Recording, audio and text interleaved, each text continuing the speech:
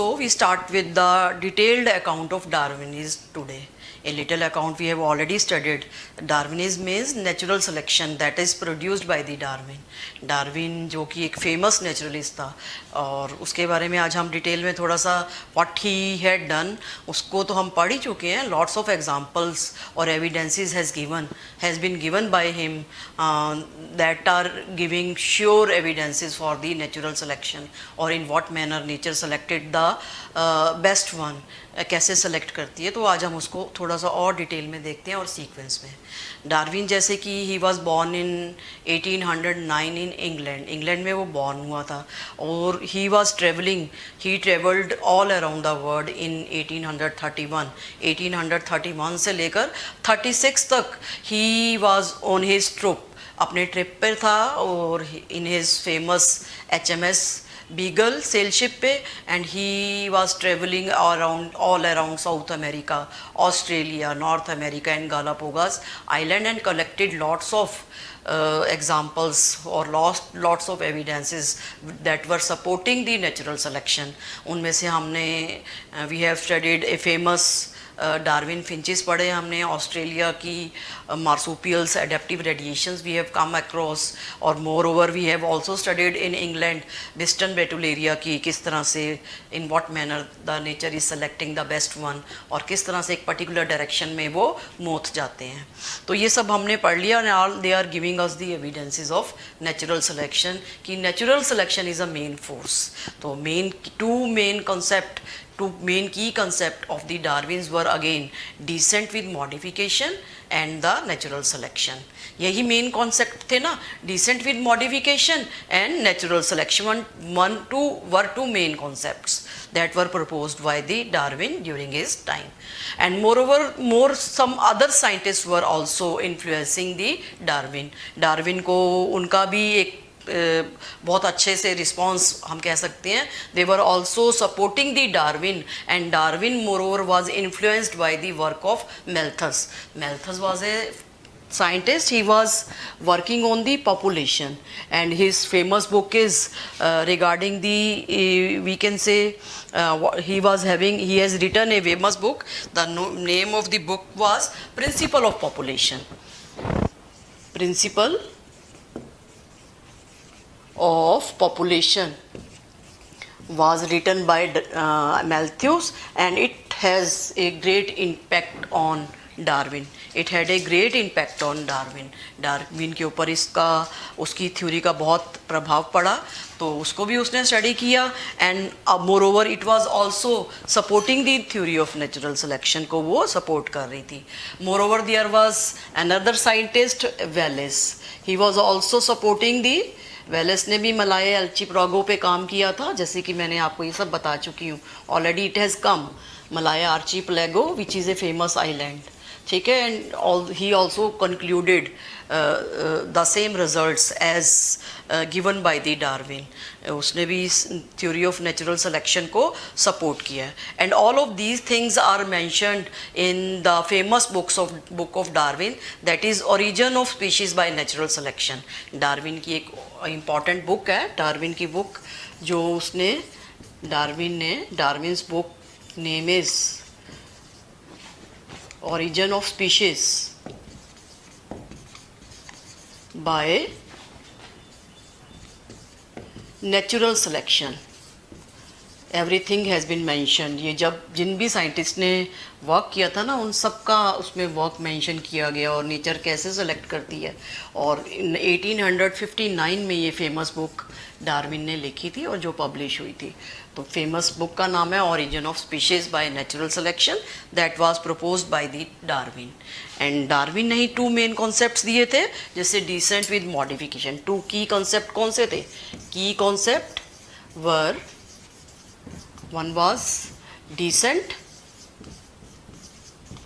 With modification, यानी कि जितना जो भी नया आएगा ना पुराने एंसेस्टर से मॉडिफाई होकर आएगा और it will be fit in the nature और nature will select the best one.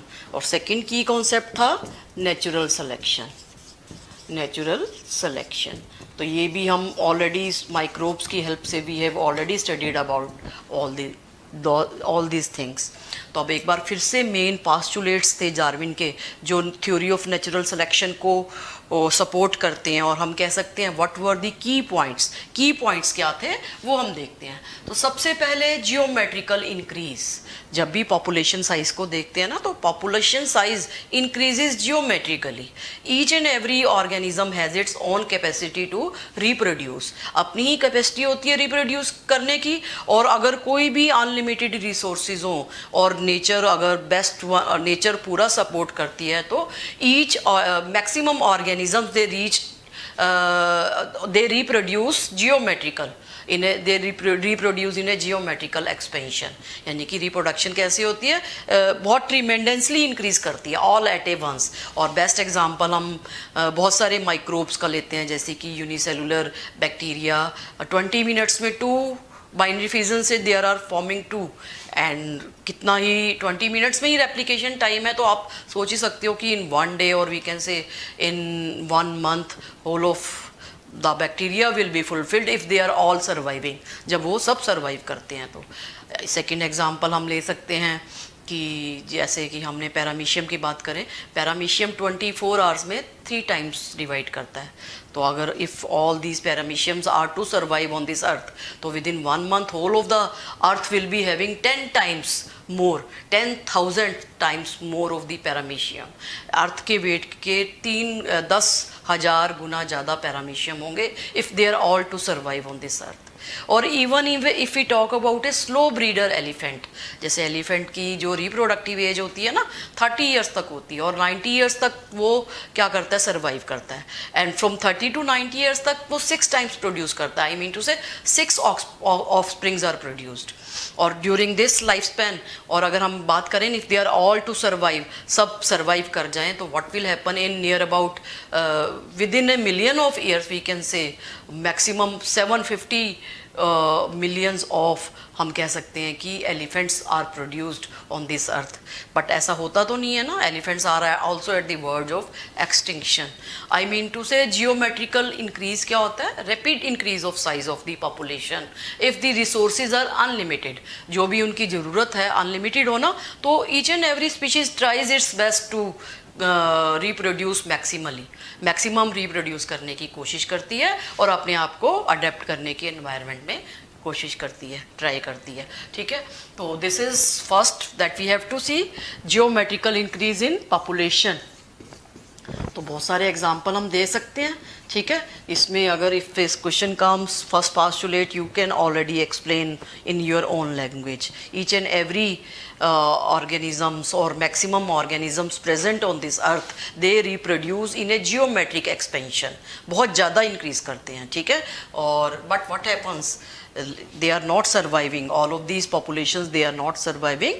what will happen, limited food and space, जैसे food and space it increases arithmetically, इतना ज़्यादा एकदम से food and space नहीं होता, and arithmetically increase होने के कारण there is some carrying capacity start developed by the environment और नेचर। नेचर क्या करता है, carrying capacity, how much of it can carry these increasing number of organisms, जितने भी ऑर्गेनिजम्स हैं उनको वो कैसे सपोर्ट कर सकता है। एक लिमिट है नेचर की भी, कैरिंग कैपेसिटी है, यानी कि फूड एंड स्पेस और मीट दे आर लिमिटेड, सब लिमिटेड अमाउंट में है, जिसके कारण what happens, there starts struggle between the organisms, and वो स्ट्रगल स्टार्ट हो जाती है, स्ट्रगल फॉर एग्जिस्टेंस, यानी कि they start developing competition for the same resource, for the different resource, and they start also have to compete with the environmental conditions। तो 3 main competing forcing कौन सी है जिनमें organisms को अपने आप को सर्वाइव करने के लिए स्ट्रगल करना पड़ता है, तो उसमें आता है इंट्रास्पेसिफिक। 3 मेन कॉम्पिटिशन के types, intraspecific within the same species, interspecific within different species, interspecific different, and third one is environment। environment से related जो भी heat, temperature, adverse conditions जो भी आती हैं, water, ठीक है, light, all these are different environmental, soil condition, pH condition, all these abiotic factors we can say, they are also influencing the organisms to survive. ठीक है, तो इसमें हम देख लेंगे ना, तो इंट्रास्पेसिफिक जैसे होती है, two dogs they are meeting, they are competing for the single meat. अगर उनके आगे हम रोटी का टुकड़ा या कुछ भी मीट का टुकड़ा डाल देते हैं ना, तो they start competing among themselves. दो डॉग्स भी क्या करते हैं, कंपटीशन करते हैं, उसको झगड़ना शुरू कर देते हैं. ये तो एक कॉमन फीचर हम देखते ही है ना. तो that is called the intraspecific competition and it is the most common fiercest of all the competition. Intraspecific तो सबसे ज़्यादा स्फीयरेस्ट होगा क्योंकि रिसोर्सेज क्या होंगी, सेम होंगे. तो that is the fiercest type of competition. ठीक है, सेम रिसोर्सेज होने के कारण. ठीक है, सो अब इंटरस्पेसिफिक में what happens, variation, there comes the question of variation. Variation is a law of nature, एक लॉ है नेचर का कि no two individuals are similar तो होते नहीं है except monozygotic twins. Whenever organisms are born, lots of reasons are there of variations to come. तो उसमें हमने देखेंगे कि जैसे जेनेटिक रिकॉम्बिनेशंस होती हैं, म्यूटेशंस आर देयर. अब तो हमें बहुत सारे कारण मालूम है ना म्यूटेशन वेरिएशंस के. तो ड्यूरिंग दैट टाइम डार्विन ने ओनली वेरिएशंस पे स्ट्रेस किया. What were the reason, what are the causes of variation, he was not able to explain.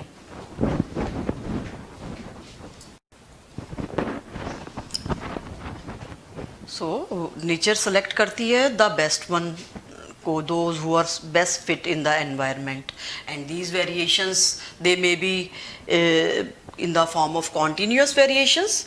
जैसे मैं आपको बता रही हूँ कि variation is a law of nature. Continuous भी होती है, कॉन्टीन्यूस स्लो और gradual fluctuation. Slow and gradual fluctuation are there in the organisms. Changes हो जाते हैं and they fluctuations and they are in according to the environmental और nature के accordingly organisms अपने आप में उनमें धीरे धीरे चेंजेस आते हैं. और moreover there are some discontinuous variations also. Discontinuous होती हैं जो कि सडन होती हैं, डायरेक्शनलेस होती हैं. इसको भी हम डिटेल में देखेंगे. Sudden, directionless, and they are harmful also. Directionless और वेरिएशंस हार्मफुल भी हो सकती हैं, न्यूट्रल भी, और what we can say useful भी. Neutral and useful. तो only useful are selected and the harmful are immediately lost from these harmful. जो कुछ ऐसी सडन, डायरेक्शनलेस, डिसकॉन्टीन्यूस फैशन में जो चेंजेस आते हैं ना और वेरिएशंस आती हैं, they are called the sports by the Darwin, and nature will not select these one. Only the best one will be. The useful variations are selected from the heterogeneous population, and this selection of useful variations from the heterogeneous population or the best variations is called the natural selection. उसको हम क्या बोलते हैं, natural selection. यानी कि natural selection किसको बोलते हैं, selection of useful variation in organisms. इसको तो नेचुरल सिलेक्शन डार्विन ने नाम दिया था, और अल्फ्रेड वेलेस ने बोला था कि the organisms they are best fitted to the environment that are possessing useful variation, and he called it survival of fittest. तो वेलेस ने इसको सर्वाइवल ऑफ फिटेस्ट का नाम दिया. बात तो एक ही होती है, but the names were different. Survival of fittest, one and the same meaning. Or I mean to say the useful variations are selected by the nature and they pass to the next generation. यानी कि these are inherited होती हैं, next generation में जाती हैं these useful variation, and they go on from one generation to the another generation, and they ultimately go on accumulating and they lead to the formation of a accumulating and they lead to the formation of a species. Species को formation करती हैं और species formation is there due to the accumulation of variations जो धीरे धीरे एक generation से दूसरी जनरेशन्स में जाती जाएंगी. बेस्ट एग्जांपल नेचुरल सिलेक्शन का इसकी हेल्प से भी ले सकते हैं, जैसे कि मैंने आर्टिफिशियल सिलेक्शन से बहुत थोड़े समय में इतनी ज़्यादा एनिमल्स की और प्लांट्स की वैरायटीज़ बनाई हैं. That anthropogenic selection will discussing later on a large scale. थोड़ा सा उसको अभी डिटेल में डिस्कस करेंगे बाद में. तो large number of varieties they are form by the man within a short period of time. Then nature has abundant of time, abundant of resources are there. ठीक है, एंड इसके पास time भी इतना है. Sir then why should not there be formation of lots of biodiversity. Biodiversity तो होना ज़रूरी है क्योंकि अबंडेंट ऑफ रिसोर्सेज हैं, अबंडेंट ऑफ टाइम है. कोई टाइम की लिमिट नहीं है कि कितने समय में होगा. तो इतने लंबे समय के बाद इतनी ज़्यादा बायोडाइवर्सिटी नेचुरल सिलेक्शन से बनी है. तो ये ऐसा कोई हम कह सकते हैं कि what we can say it is natural, वो पॉसिबल है. इट इज़ नॉट, हम ऐसा नहीं कह सकते कि natural selection is not possible and it is not responsible for the biodiversity. हो सकता है क्योंकि abundant of resources and abundant of time is there within the on this earth. तो अब इसके बाद नेचुरल सिलेक्शन के बाद next we see there were lots of evidences that has been given from the क्या कहते हैं from this. बहुत सारे एविडेंसेस डार्विन की थ्योरी में फेवर में है, जैसे कि मिमिक्री का phenomena we can see. Mimic करते हैं ना, model and prey, protective coloration is developed among the organism और camouflage that we have seen. और इसके अलावा इंसेक्ट्स के अंदर जो प्रोबोसिस होते हैं, पॉलिनेटिंग एजेंट्स, जो इंसेक्ट्स व्हेनेवर दे सी, उनके प्रोबोसिस और नेक्ट्रीज जो होती है ना फ्लावर्स के ऊपर, उनका रिलेशनशिप और देखने को मिलता है सेम साइट सेम लोकेशन पर. तो ये सब थ्योरीज जो हैं all these they are favouring the Darwinism. लेकिन कुछ ओपोनेंट भी हैं इस थ्योरी के, जैसे कि डेवलपमेंट ऑफ वेस्टिजियल ऑर्गन्स. वो किस तरह से जब वो यूज़ ही नहीं है में आते तो वो कैसे आगे आते हैं, ये भी. और इसके अलावा एंटीलर डियर के अंदर एंटलर जो होते हैं, उनके 12 सींगे होते हैं ना, they are of no use. इस तरह से tusk of elephants they are of no use. और विंग्स जब बनते हैं तो विंग्स के बनने से पहले जो कुछ इंटरमीडिएट स्टेजेस आती हैं वो भी पाई गई हैं, लेकिन उनका कोई यूज़ नहीं है. फुल्ली डेवलप्ड विंग्स बर्ड्स के अंदर फंक्शनल है. तो ये सब चीज़ें क्या करती हैं, उसको अनफेवर करती हैं कि if they are not of use then why they are selected by nature, why they have come in one generation time, क्यों आई हैं. तो अब कह सकते हैं इसका आंसर तो अब यही हो सकता है. व्हाट इज़ द आंसर कि the natural selection is not the main what we can say is not sufficient for the formation of new species or formation of biodiversity.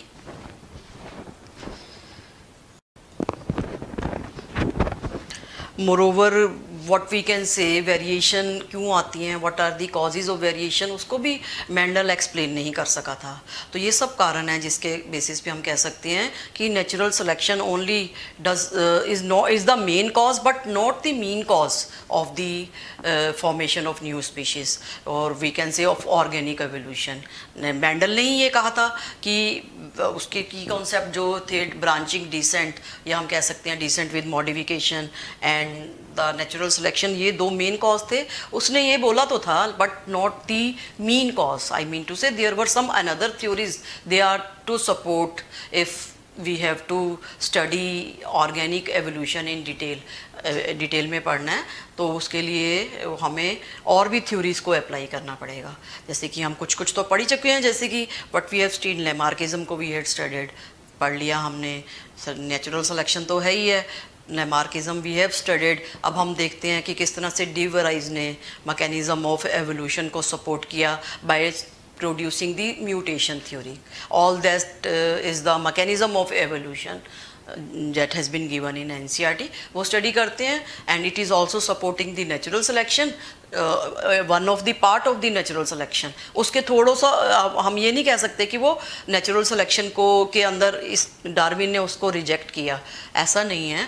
वो mutation is another cause of the formation of species but not the main new जो species बनी थी वो उसके लिए mutation ही sufficient नहीं कही जा सकती। अब हम देखते हैं वो क्या है, और what is a neo Darwinism और modern synthetic theory which includes all of these things, जो भी हमने अभी पढ़ी है ना, वो क्या है दैट वी अभी वो अब हम देखते हैं। After Darwin there came some another scientist whose name was Hugo de Vries. He put forward the theory of mutation to propose the origin of species, कि उसने कुछ ऐसी थ्योरी प्रोड्यूस की जो बिल्कुल डिफरेंट थी नेचुरल सिलेक्शन से।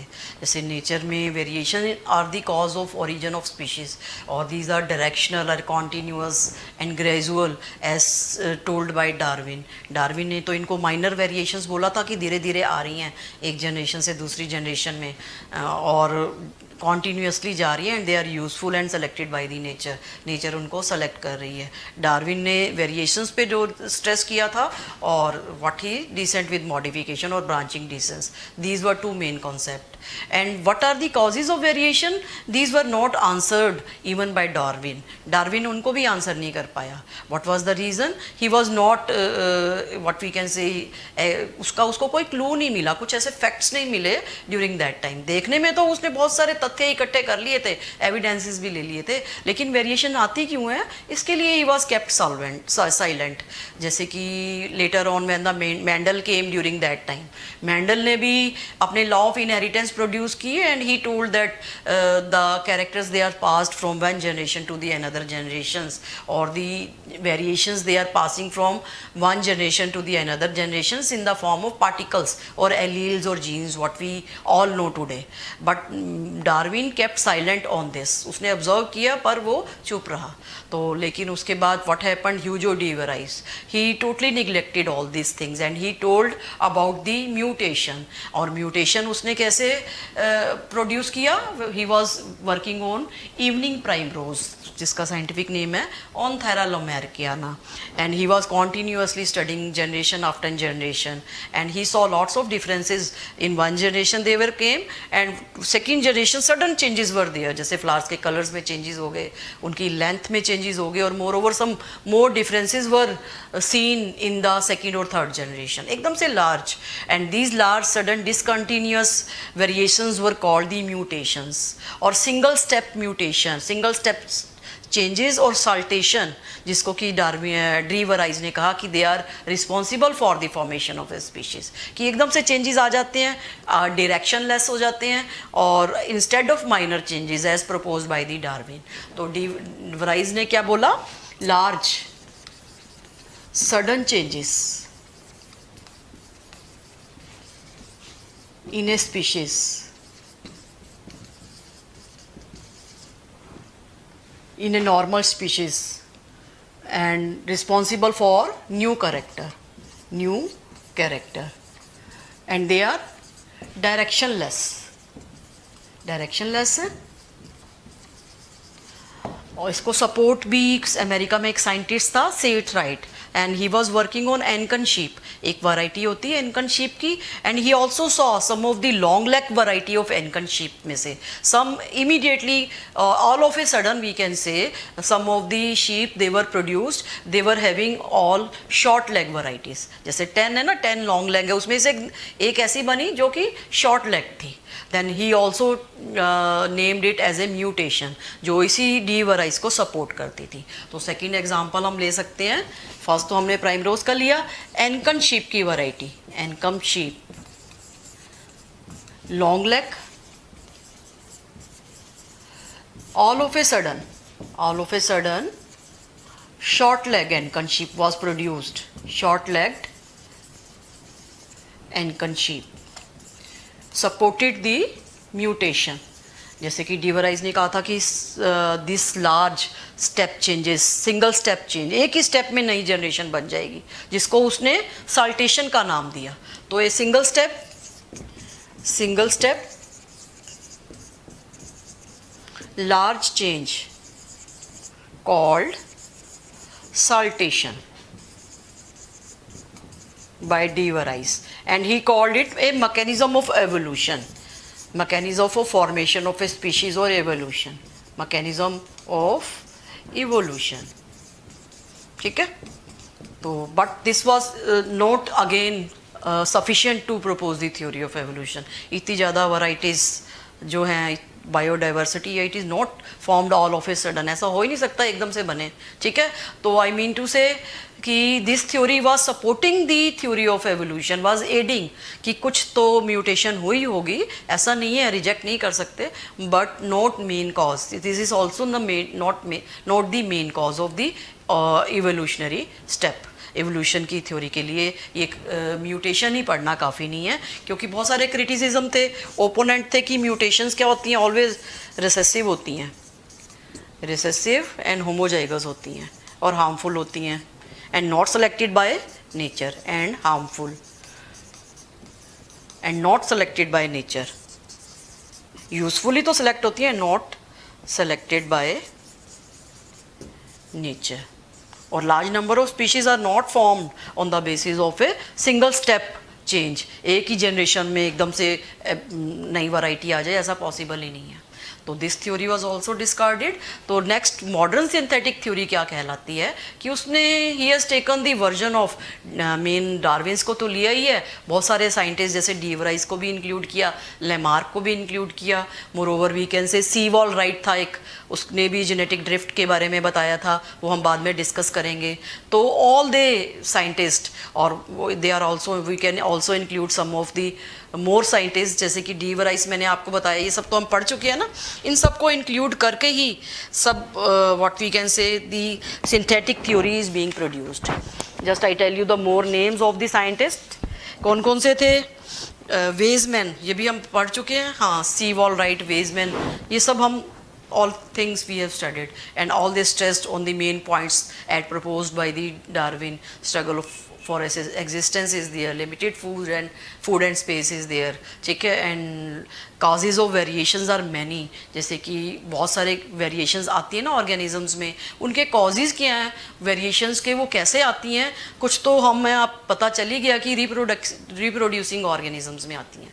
तो एक variations का ये एक टॉपिक जो कि मैं नेक्स्ट में बताऊंगी, what are various causes of variations.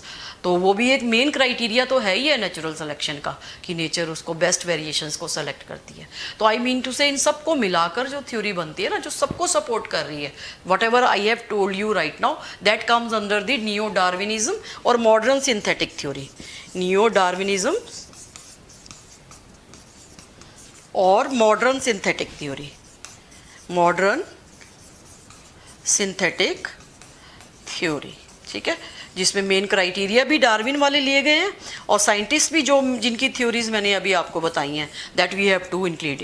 ये अभी ये बुक में मेंशन नहीं किया गया, बट अगर मॉडर्न सिंथेटिक थ्योरी आ जाए तो उसमें आपने यही लिखना है, that support given by all the scientist, the theories that are given by different scientist, जो भी हमने डिस्कस किए हैं, लमार्किज्म को डिस्कस किया, डी वराइस को डिस्कस किया, वी हैव स्टडीड वेजमैन को डिस्कस किया, ठीक है, और मैंडल्स की भी laws they are also applied. ये सब मिलकर क्या बनाते हैं, what we can say modern synthetic theory को सपोर्ट करते हैं, जो सबसे ज़्यादा अप्लाई होती है आज की डेट में। डार्विन तो मेन कॉज है, नॉट द मीन कॉज, ठीक है, उसने खुद ही कहा था कि ये मेन है, मीन कॉज नहीं है।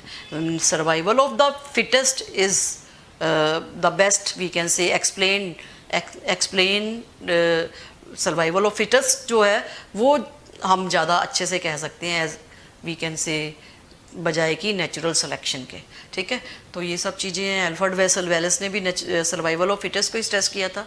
तो this is regarding various theories जो कि बुक में बहुत ब्रीफ में बताई गई हैं, लेकिन मैंने उनको क्लियर कर दिया, इतना ही काफ़ी है। अब हम आते हैं most important part, that is Hardy Weinberg principle क्या कहता है।